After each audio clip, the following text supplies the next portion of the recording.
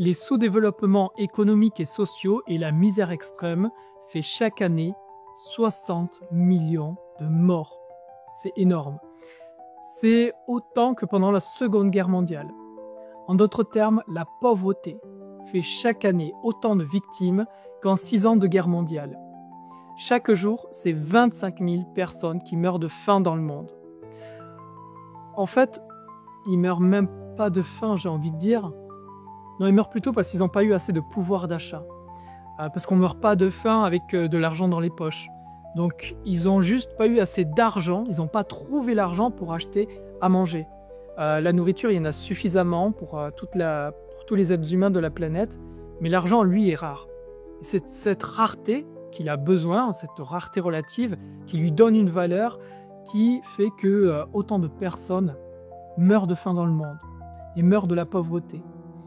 Donc finalement, ils sont morts à cause des inégalités. L'inégalité tue, le capitalisme tue.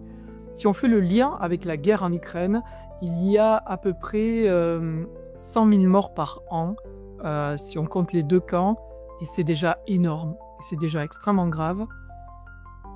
La faim dans le monde, c'est 600 fois plus, 60 millions. Je ne minimise absolument pas la guerre en Ukraine, il y a énormément de guerres dans le monde dont les médias ne parlent pas forcément, mais toutes ces victimes, c'est insupportable. La misère touche 1 milliard d'êtres humains dans le monde. C'est 1 personne sur 8 qui souffre de la misère, de la pauvreté. Donc nous sommes en guerre contre la pauvreté. Et contre cette pauvreté, quelle est l'arme qu'on va utiliser? C'est l'argent. On va donner massivement des milliards chaque année à des associations humanitaires et c'est extrêmement important de donner pour limiter les victimes et s'attaquer aux urgences. Mais finalement, est-ce que ça résout vraiment le problème? J'ai pas l'impression. Et ce pour une bonne raison, parce que la pauvreté finalement c'est l'argent qui crée la pauvreté. L'argent essaie de résoudre des problèmes qu'il a lui-même créés. Notre arme pour lutter contre la pauvreté, c'est la même arme qui permet cette pauvreté. Toute société, un tant soit peu évoluée, ne devrait plus dépendre de la monnaie. D'ailleurs, s'il n'y avait plus d'argent, il n'y aurait plus de pauvreté, parce qu'on partagerait la nourriture, il n'y aurait plus de vols, d'arnaques, de burn-out, etc. Il y aurait à peu près 90% sûrement des problèmes de l'humanité qui disparaîtraient, parce qu'on s'attaquerait directement à la source. Donc ça pose une question absolument vertigineuse, absolument déroutante, à savoir si on peut faire évoluer notre société dans un monde qui n'utiliserait plus du tout de l'argent pour régler tous ces problèmes dans le monde.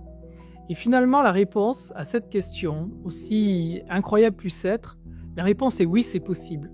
Avec nos outils de logistique actuels, sans rien inventer de plus, il est possible de faire évoluer notre société dans un monde qui n'utilise plus du tout d'argent, dans lequel on serait tous bénévoles et où tout serait gratuit, sans même utiliser le troc, vraiment tout serait à disposition. Je pense que tant qu'on sera dans un système monétaire, on sera dans l'incapacité totale de résoudre les enjeux écologiques et les enjeux sociaux de notre siècle. C'est impossible. On ne peut pas les résoudre avec un outil qui crée lui-même ses conflits. Il est temps de faire évoluer cette société dans un monde qui n'utiliserait plus cet outil malsain, qui ne correspond absolument pas à l'être humain, qui pousse à l'individualisme, à la compétition, qui génère ces millions de morts dans le monde chaque année. Donc je vous invite à repenser le monde différemment.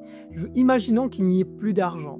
Avec notre logistique actuelle, peut-on réorganiser la société, la faire évoluer dans un monde sans argent, sans pauvreté, sans famine? Pour ça, je vous propose de découvrir le grand projet.